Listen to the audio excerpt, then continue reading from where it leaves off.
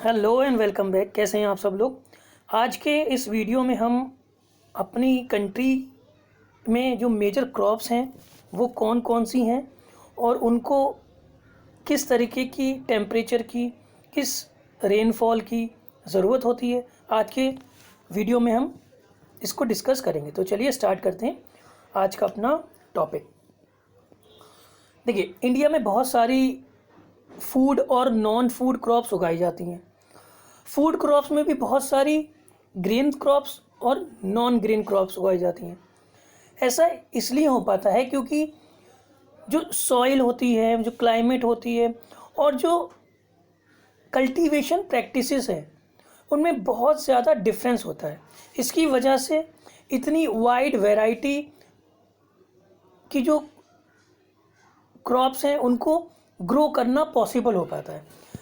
पहले बात करते हैं हम ग्रेन क्रॉप्स की। तो जो हमारी ग्रेन क्रॉप्स हैं वो कौन कौन सी हैं, उसमें हमारी राइस आ जाएगी, है ना, वीट, मिलेट्स, मेज, पल्सेस, ये सब हमारी आती हैं ग्रेन क्रॉप्स में।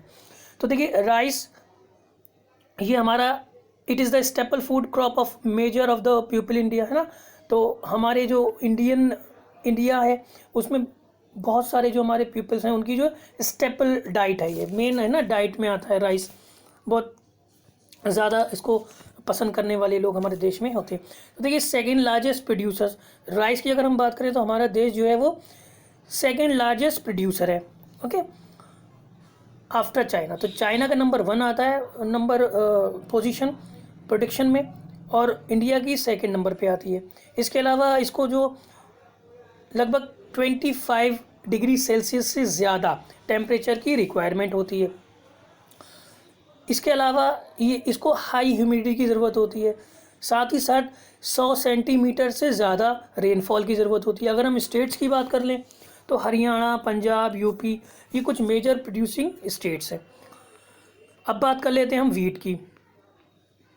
वीट की अगर हम बात करें तो वीट बेसिकली क्लाइमेटिक जो इसकी कंडीशन होती है वो ज़्यादातर हमें ठंडे मौसम में, कूल क्लाइमेट में इसको ग्रो किया जाता है।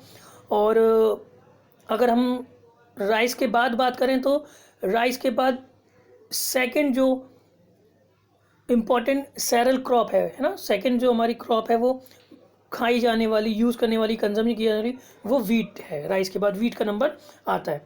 तो इसको जो टेम्परेचर की ज़रूरत होती है, अगर हम रेनफॉल की बात करें तो कूल टेम्परेचर की ज़रूरत होती है, और रेनफॉल की अगर हम बात करें तो 50 से 75 सेंटीमीटर रेनफॉल की ज़रूरत होती है।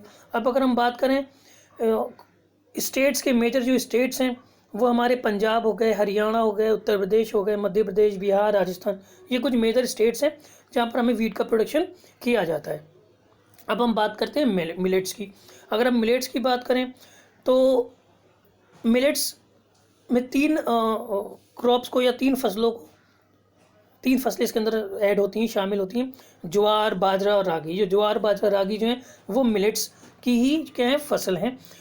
तो तीनों जो हैं वो मिलेट्स क्रॉप हैं। इन तीनों की एक सबसे ख़ास वो क्या है, इम्पोर्टेंस, कि इनके अंदर न्यूट्रिशनल वैल्यू बहुत ज़्यादा होती है ना, न्यूट्रिशनल वैल्यू इसकी बहुत हाई होती है।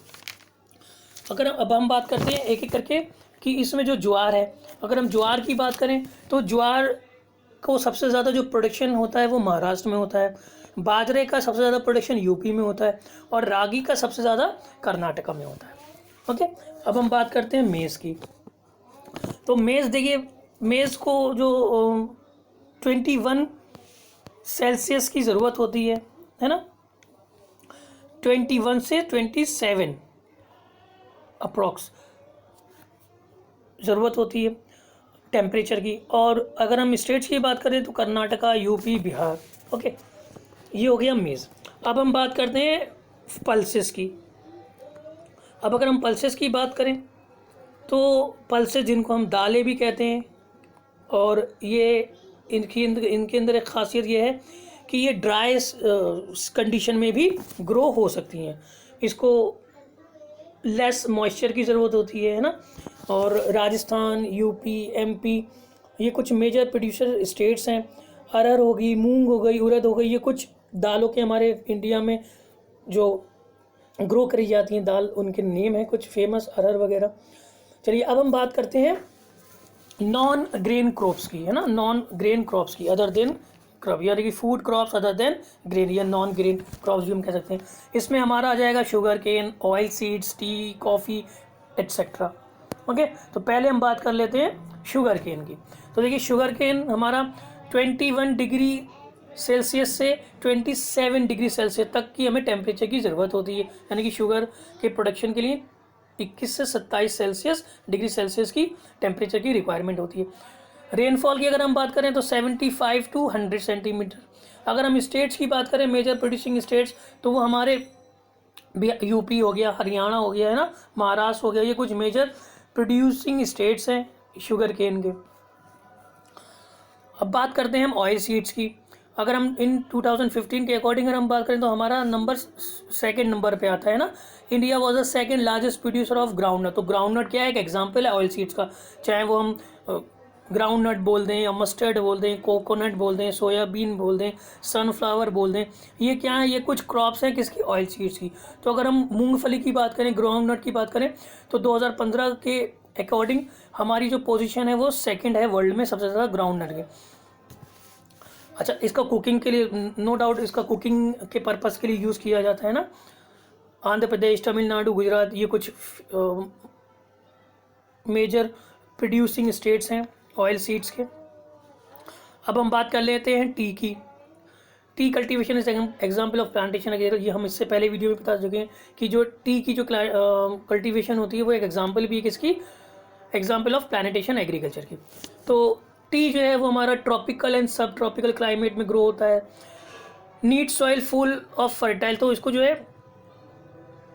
फुल फर्टाइल लैंड की ज़रूरत होती है और साथ ही साथ ऑर्गेनिक मैटर की भी बहुत ज़्यादा ज़रूरत होती है, यानी कि टी के प्रोडक्शन के लिए लैंड सॉइल जो है बहुत फर्टाइल होनी चाहिए, प्लस ऑर्गेनिक मैटर की भी बहुत ज़रूरत होनी चाहिए, मस्ट होनी चाहिए ना। अगर हम बात करें टी के प्रोड्यूसिंग स्टेट्स की तो असम हो गई, दार्जिलिंग हो गया, केरला, ये कुछ स्टेट्स हैं।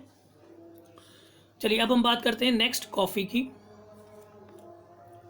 कॉफ़ी की अगर हम बात करें, India coffee is known as the world for its good quality. तो इंडिया की जो कॉफ़ी है वो वर्ल्ड में सबसे बेहतर क्वालिटी के मामले में गिनी जाती है ना। तो पूरे दुनिया में, पूरे वर्ल्ड में फेमस है बहुत, और इसकी जो डिमांड है पूरे वर्ल्ड में होती है हमारे इंडियन कॉफ़ी की। अब हम स्टेट्स की बात कर लें तो हमारे केरला वगैरह, कर्नाटका, केरला, है ना, तमिलनाडु, ये कुछ मेजर प्रोड्यूसर स्टेट्स हैं कॉफ़ी के।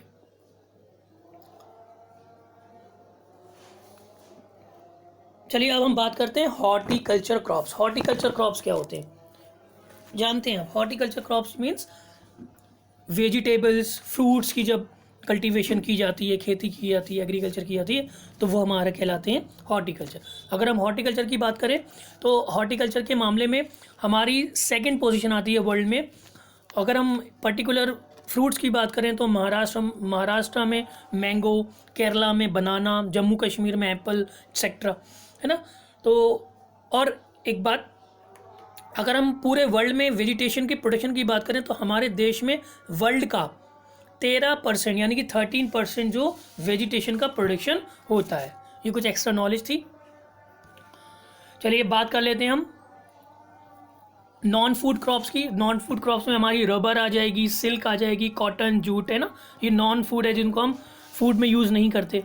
तो अगर हम रबर की बात करें तो रबर जो है उसको बहुत ज़्यादा मॉइस्चर की ज़रूरत होती है, हाई मॉइस्चर की ज़रूरत होती है ना। ह्यूमिड क्लाइमेट की कंडीशन में इसका प्रोडक्शन होता है।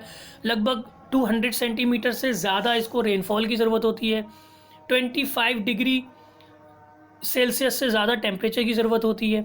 और अगर हम प्रोड्यूसर एरिया की बात कर लें, स्टेट्स की बात कर लें, तो कर्नाटका हो गया, तमिलनाडु हो गया, ये कुछ मेजर प्रोड्यूसिंग स्टेट्स हैं रबर के। अब हम बात कर लेते हैं जूट की। तो जूट गोल्डन फाइबर के नाम से भी जूट को जाना जाता है ना, और ये it is known for high strength, है ना, ये अपनी हाई स्ट्रेंथ के लिए भी जाना जाता है। वेस्ट बंगाल, बिहार, कुछ ऐसी मेजर प्रोड्यूसिंग स्टेट्स हैं है ना। नेक्स्ट हम देखते हैं कॉटन की बात करते हैं, फाइबर क्रॉप्स की बात करें तो फाइबर क्रॉप्स, कॉटन, जूट, है ना, ये हमारे कुछ फाइबर क्रॉप्स हैं, है ना। कॉटन हमें किस तरीके से, सिल्क की अगर हम बात करें तो सिल्क जो हमें मिलता है वो आप सब जानते होंगे कि सिल्क वॉर्म जो होता है ना, उसके जो कुकून्स हैं, कुकून से हमें सिल्क वॉर्म मिलता है। तो सिल्क वॉर्म, और इसकी जो एग्रीकल्चर की जाती है सेरीकल्चर के नाम से जानी जाती है ना, यानी कि सिल्क वॉर्म की जो रेयरिंग है ना, rearing of silk worm is called sericulture. बात कर लेते हैं हम कॉटन की। तो कॉटन क्या है, उसको लाइट रेनफॉल की ज़रूरत होती है, ब्राइट सनशाइन की ज़रूरत होती है, और हाई टेम्परेचर की ज़रूरत होती है। बात करें हम, महाराष्ट्र हो गया, गुजरात हो गया, ये कुछ मेजर प्रोड्यूसर हैं स्टेट्स हमारी कंट्री में। ओके, तो इनकी जो इतनी जो वैरायटी है ना, इतनी वैरायटी की वजह से, किसकी, एग्रीकल्चर में जो इतनी बहुत सारी वैरायटी हैं वो हमारे देश में देखने को मिलती हैं, चाहे वो हम फूड क्रॉप्स की बात करें, नॉन फूड क्रॉप्स की बात करें, है ना, इतने वैरायटीज़ हैं हमारी फूड की। इसकी वजह से जो हमारा कंट्री है, हमारी जो एग्रीकल्चर है वो बहुत इम्पॉर्टेंट कही गई है, बहुत इम्पॉर्टेंट मानी गई है।